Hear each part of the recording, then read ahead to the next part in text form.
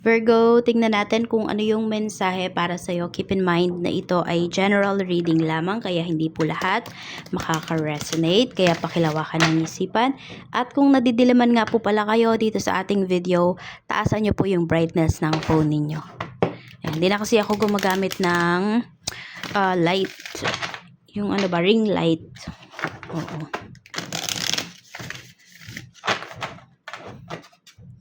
Kung hindi po kayo makaresonate, pwede niyong panoorin yung inyong other signs, Moon, Rising, and Venus.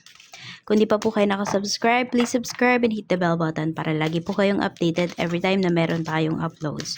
Kung interesado po kayo sa ating rituals, private reading sa ating Dior's products, mag-direct mensahe lang po kayo. No need to comment. Click nyo lang po yung link dyan sa description box. Tapos kung nasa Facebook naman po kayo, dyan kayo nanonood, mag-direct message po kayo. Yan, para masend ko sa inyo yung detalye. So, we have right choice. Mayroon tayo ditong heart flutter. And we have challenge. So, tignan natin kung saan ba yung aspect ng life mo. Anong sitwasyon po yan. Virgo. This is for you, Virgo, Sun, Moon, Rising, and Venus. Ano tong right choice na ito? Right choice. Saan po itong aspect ng life, kaganapan for Virgo? Ano yung right choice? We have the star. Meron tayo ditong the sun, okay? So, kung ano man yung mga naging decisions mo regarding sa kung ano-ano mang aspect ng life mo or saang aspect man yan ng life mo, tama naman daw po yung pinili mo. Yes.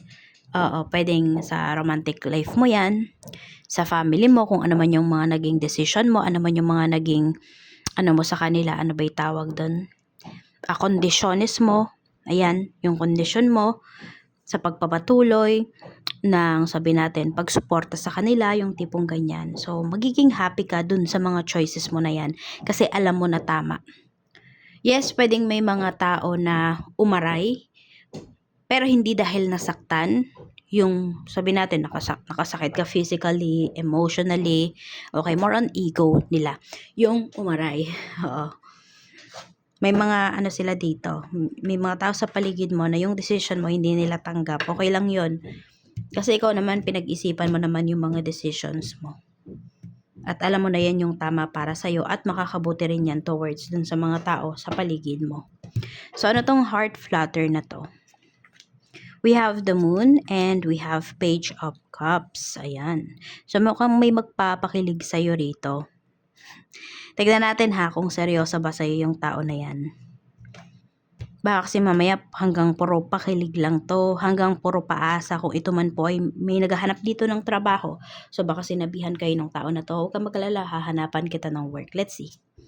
We have the Emperor. So, totoo naman yung tao na to. Kung sino man to, ano man yung intention niya sa'yo, 100%, okay, mafe-feel mo kung totoo yung tao na to sa'yo.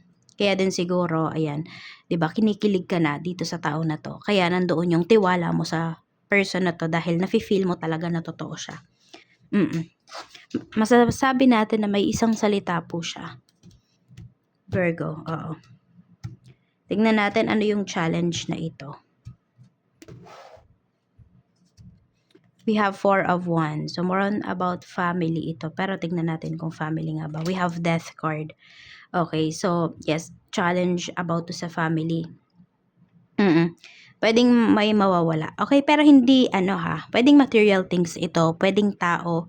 Pwedeng connection. Okay? Pwedeng yun yung mawawala dito sa family. Ayan, so medyo machi-challenge yung family mo. Kung may isang tao dito na sabihin natin na mabait sa inyo, pwedeng nako-corrupt yung mind niya ng mga tao sa paligid niya.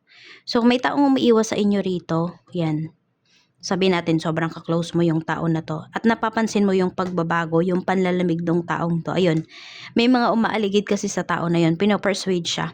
Kino-corrupt po yung kanyang mind. Tignan natin. Kamusta naman yung iyong emosyon? Kamusta po ang emosyon ni Virgo ngayon? We have 6 of Pentacles. So, pagdating naman sa emotions mo, nakikita ko rin dito na all out ka pa rin. Okay? So, maganda yung nararamdaman mo sa life mo ngayon towards sa ibang tao. So, masasabi natin, Virgo, wala kang masyadong negatibong iniisip sa mga tao sa paligid mo. Pero, nandoon yung ikaw ay, yes, marami pa rin naman sa inyo, vigilant kayo rito. Nag-iingat pa rin kayo.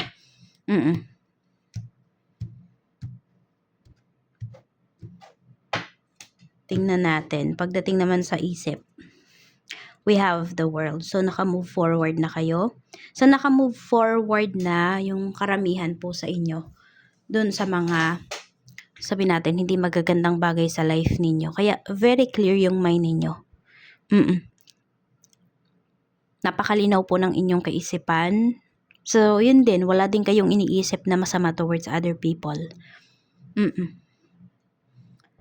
Ibig sabihin, marami palang magandang nangyayari sa life niya talaga. Ito. Your spiritual health. Napakaganda rin ng spiritual health mo.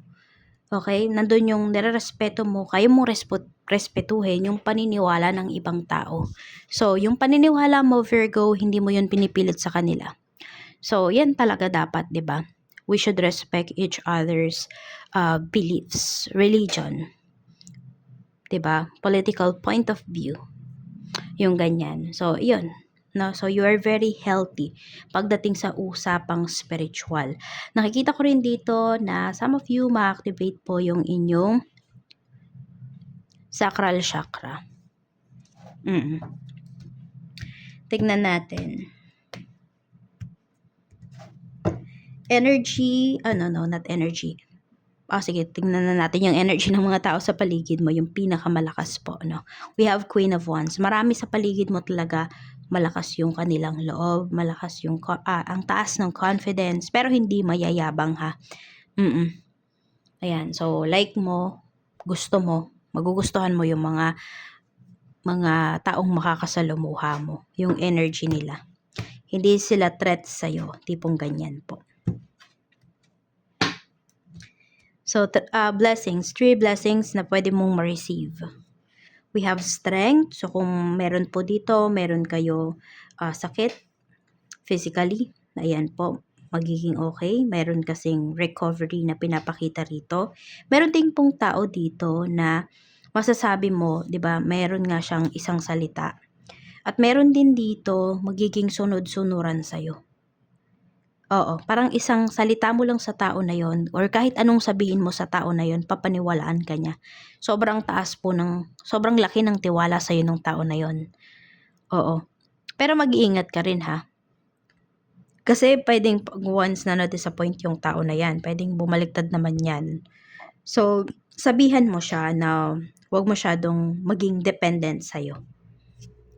We have Ace of Wands, may travel po na pinapakita. So, successful travel ito. Or may someone dito na makikipagkita sa'yo. Okay? So, yung mga transactions mo with this person, magiging okay po yan.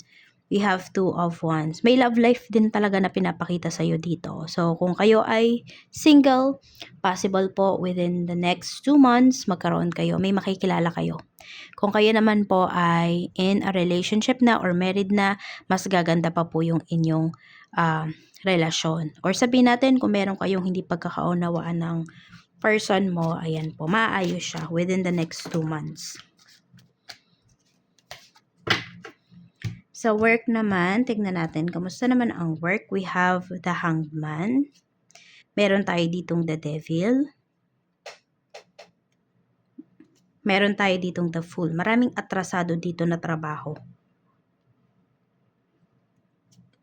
Ayan, oh. Di ka satisfied sa work. Even yung boss mo, hindi rin satisfied sa work.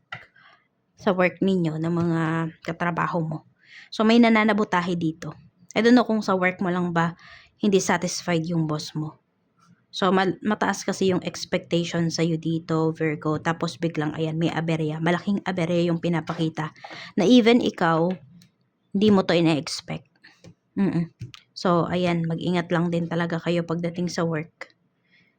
Unahin mo yung trabaho mo, okay? Huwag mong, hayaan na muna yung ibang humihingi sa'yo ng help pagdating sa work nila. Bago ka magbigay ng oras sa iba, bigyan mo muna ng oras yung trabaho mo. Kasi meron dyan, pwedeng dinedelays nila yung oras mo. Inuubos nila yung iyong energy. So, may mga psychic vampire ka pala nakasama sa work. Sa negosyo naman, we have Two of Pentacles. We have Queen of Swords. Okay, tignan natin ha, kung dapat mo pa bang ituloy yung negosyo mo. We have Three of Swords. Meron dito, need nyo na talagang mag-decide kung, ayan, itutuloy nyo po, makakabawi pa ba? Makakabawi pa yung negosyo nyo. Ayan. Instead na yung pag-iisip na to negative, gawin mong positive to. Yung pag-iisip mo. Yung mga iniisip mo. Transmute your negative thinking to positive thinking. Para ma-attract mo din mga positive. Kasi habang negative yung iniisip mo, mga pumapasok sa isipan mo, yun din po yung ma-absorb mo. Pwedeng nakakabawi ka, Virgo. Tapos, ayan, ngayon makakabawi ka. Kinabukasan, negative na naman nasa isip mo. Ayun. Pangit na naman yung flow ng kaperahan dito sa negosyo. Tingnan natin mga clients. We have Ace of Swords. So, gusto ng mga clients mo may isang salita. So, gampanan nyo po ito, no? Kung bawal malate. Yan. Very strict yung mga clients mo dito. Very specific sila sa mga gusto nila. So, na-meet mo ba yung expectations ng mga clients mo? Pwede kasi dito, malaki naman yung binabayad. So, 'di ba, ibigay din yung tama para dito sa mga clients mo. Kung kailangan mo magpalit ng mga staff, gawin mo. Kung kailangan mo mag-enroll sa isang class para ma-improve yung quality ng products mo, yung appearance ng products mo, yung function ng products mo, gawin mo.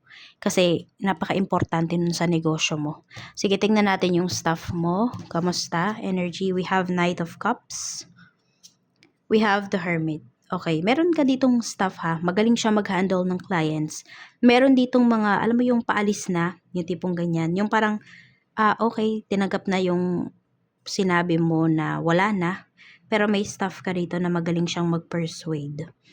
Alam niya yung ginagawa niya dito sa negosyo, alam niya yung mga sinasabi niya. Oo, maboka yung tao na to. So, huwag mong pakawalan. I don't know kung mas ahead to sa'yo. Okay, meron dito mas ahead sa iyo yung staff mo na to. Sa kaperahan naman, tignan natin kamusta naman ang kaperahan. We have the Magician. Tignan mo ang ganda ng kaperahan mo, Virgo. We have Five of Swords. Mag-ingat ka. May gustong umagaw nung kagandahan nung kaperahan mo na yan. Kaya nga, 'di ba, may mga dito sa trabaho may psychic vampire ka na kasama. Medyo nanganganib, meron dito, nanganganib yung inyong kaperahan. Kasi may 50-50 energy tayo dito. So, ikaw mag-handle ng finances mo. Maraming gastos sa family. Tignan mo kung necessary ba yung mga gastos na yan or unnecessary. Baka pwede namang bawasan. Ito yun, may kaugnayan yan dito sa unang sinabi ko na part. Pero hindi ko na natatandaan kung ano yung sinabi ko dyan. Sa right choice na yan. Oo.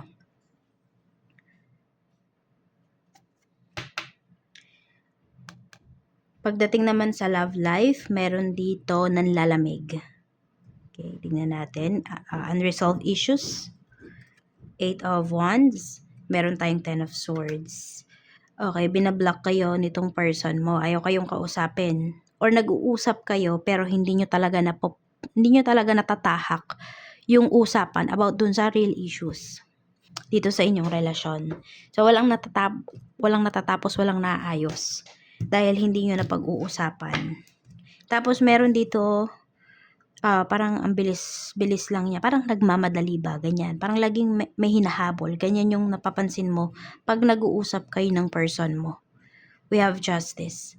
Meron siyang problem. Hindi ko alam sa papers niya. Kung nasa malayo to, ayun po, may inaayos siya. Hindi niya sinasabi sa'yo na may problema. Mukhang sasabihin lang niya yung problem niya sa'yo once natapos niya na.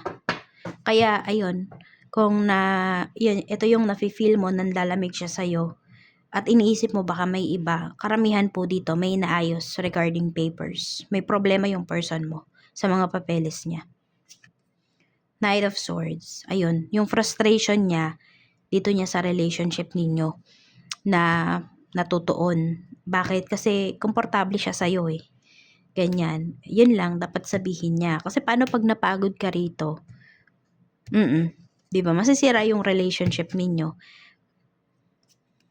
We have King of Swords. So, pinapakita naman po dito, marami pa din dito Virgo, no, na seryoso po sa inyo yung person ninyo, na walang iba. Ayan. Hindi nga siya nakikipag-usap sa iba. Pero yun yung iniisip mo, baka may kausap na siya kasi lagi siya nagmamadali. Stress yung person mo. Yun ang pinapakita talaga rito. Ayan. Meron nga siyang mga, I don't know, penalties. Basta ganyan, sabi ko may problem siya. Oo. Sige, future actions niya dito sa connection ninyo, sa relationship ninyo. We have the Lovers, 'di ba? Walang hiwalayan na pinapakita rito. So may pinapakita nga 'di ba kanina yung sabi ko, yung maayos yung misunderstandings po ninyo. 'Yon. Yan, we have the Lovers. So, wag kang mag-alala, makikipag-ayos sa iyo yung person mo. At sabi ko nga, magsasabi lang yan ng problema niya pag tapos na. Tingnan natin ano pa yung mensahe para sa iyo.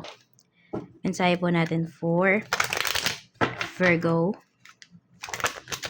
Sun, Moon, Rising, and Venus. Something bigger is on the way, sabi rito. Allow your vision to expand and be open to the form it takes. You may discover that you were dreaming too small or that what seemed like an obstacle is actually pointing you in a better direction. The universe always has your back. So kung ano man po yung mga gagawin ninyo, yung mga ginagawa ninyo at gagawin ninyo, okay, tandaan nyo po nandyan si universe para tulungan kayo. Yung mga disappointments ninyo, yung mga rejection na nare-receive po ninyo, okay, it's it's a way of redirection. Para sa mas better life na inaasam po ninyo. Yan lang, maraming salamat Virgo, and see you again on my next video.